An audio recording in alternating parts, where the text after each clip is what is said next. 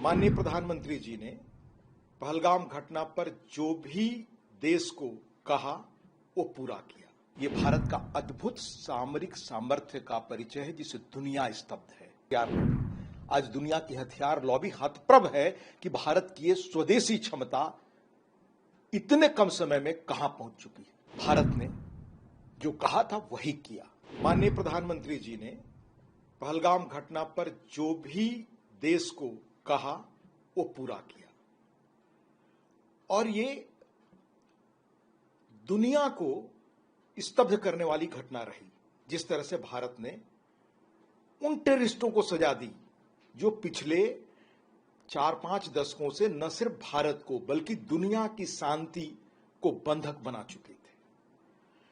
उनके उन अड्डों पर जहां से निकले आतंकवादी दुनिया को तबाह कर रहे थे भारत के साथ साथ, और पिछले 15-20 वर्षों से 30 वर्षों से जो बड़ी घटनाएं भारत में हुई जिसके जिम्मेदार मुख्य पात्र लोग थे, अब वो दुनिया में नहीं है।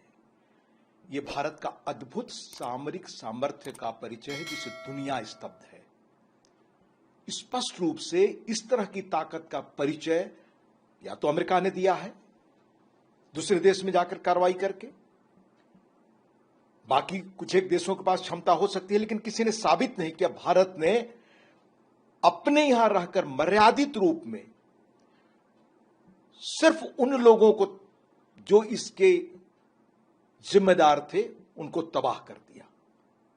जो आदरणीय प्रधानमंत्री जी ने देश को आश्वासन दिया था उससे बढ़कर साबित किया कि भारत का सामर्थ्य और भारत की क्षमता आज सैनिक स्थिति से क्या है। दुनिया स्तब्ध है कि भारत आज स्वदेशी टेक्नोलॉजी से कहां पहुंच चुका है।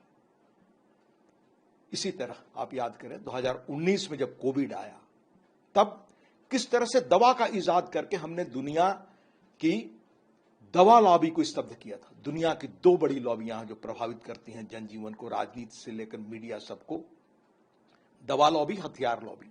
आज दुनिया की हथियार लॉबी हतप्रभ है कि भारत की ये स्वदेशी क्षमता इतने कम समय में कहां पहुंच चुकी है। दो चीजों को हमें याद रखना चाहिए। जब भारत ने यह कार्रवाई की, भारत ने जो कहा था वही किया। उसने किसी तरह से उनके मिलिट्री बेस पर,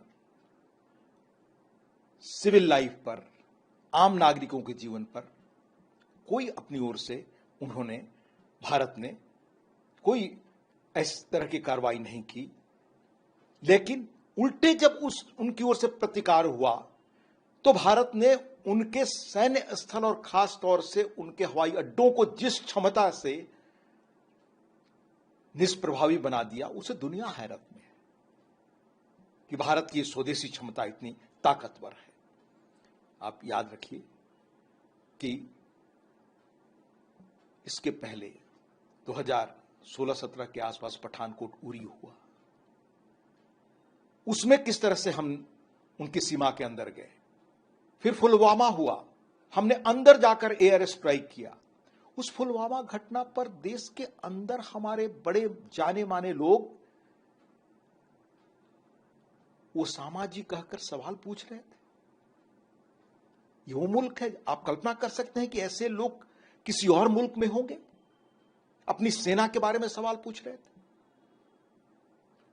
इस बार तो दुनिया ने देखा कि भारत की ताकत और सामर्थ्य क्या है। हम न जाएं पीछे क्या होता था। भारत 14 तक मैं डिफेंस कमेटी में था, 4-4 कमेटियों में रहा। किस तरह से सामान्य हथियारों के लिए हमारे सैनिक परेशान थे।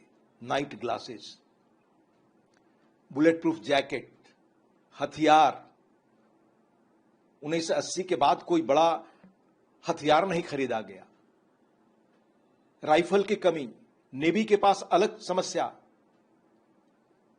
आपके एयरफोर्स के पास 42 स्क्वाड्रन होने चाहिए थे, वो घटकर कैसे कम हो रहे थे, इस पर उस वक्त के लोगों ने चिंता जाहिर की थी। वही भारत है 14 के बाद जो न सिर्फ आर्थिक रूप से अपने सामर्थ्य से दुनिया को हतप्रभ कर रहा है, बल्कि सामरिक रूप से भी अपने अन्य विकासों से भी दुनिया को हतप्रभ कर रहा है। भारत ने जो कहा था वो किया।